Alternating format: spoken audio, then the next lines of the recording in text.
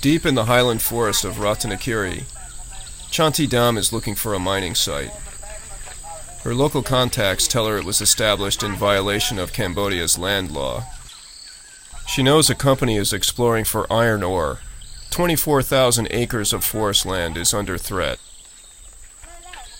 Along the way, Chanti finds signs of exploration.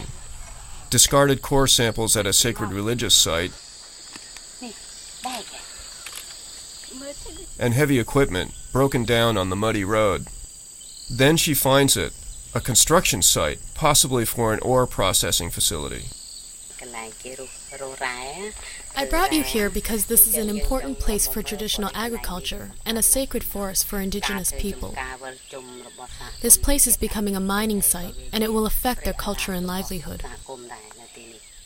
Chanti is concerned that minority indigenous people in the highlands here are losing their lands to mining companies and large plantations without their consent or any compensation.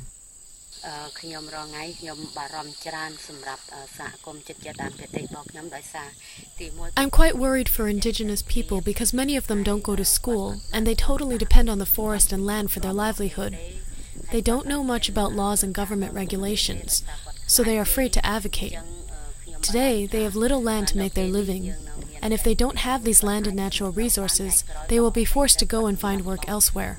They will lose their indigenous culture, and it will be very hard for them to integrate into mainstream Cambodian society. Chanti is the director of the Highlander Association, a group that teaches indigenous people at risk of losing their lands about their basic human rights under international and Cambodian laws. The law says no authority can take away ancestral land from an indigenous community. Only indigenous communities have the right to manage indigenous lands. As their land rights are transferred to companies in violation of Cambodia's land law, indigenous people suffer. They lose their territory, their agricultural areas, and valuable forest resources. Chanti is outraged by these injustices. As an indigenous Tumpun person herself, she shares the concerns of indigenous communities affected by these mining projects.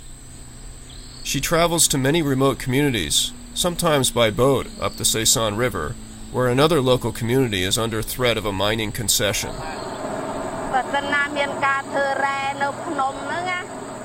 If they start mining operations in the mountains, this water will be affected. People drink this very water. They catch fish and make their living on natural resources around the river. We are worried that if they start mining operations, firstly, our community won't be able to use this water anymore because of the pollution. Second, the fish that we're catching will be extinct. Chanti and the Highlander Association are building a network of trained leaders who can help communities defend their rights to communal land.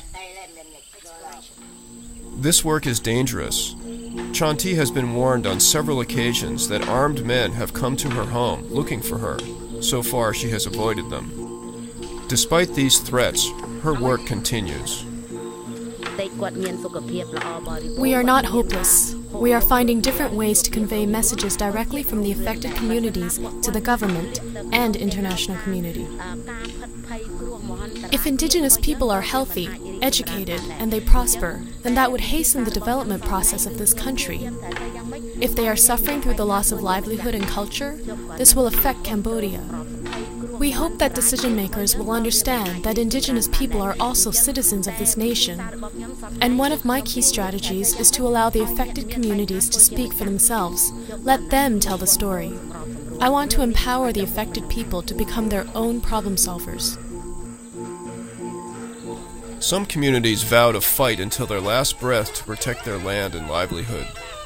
But Chanti doesn't see violence as a viable solution. She works to help them use peaceful means to solve problems. Oxfam is supporting indigenous peoples' organizations that are educating communities to defend their rights to sustainable use of land and natural resources, and help them to negotiate with companies and the government.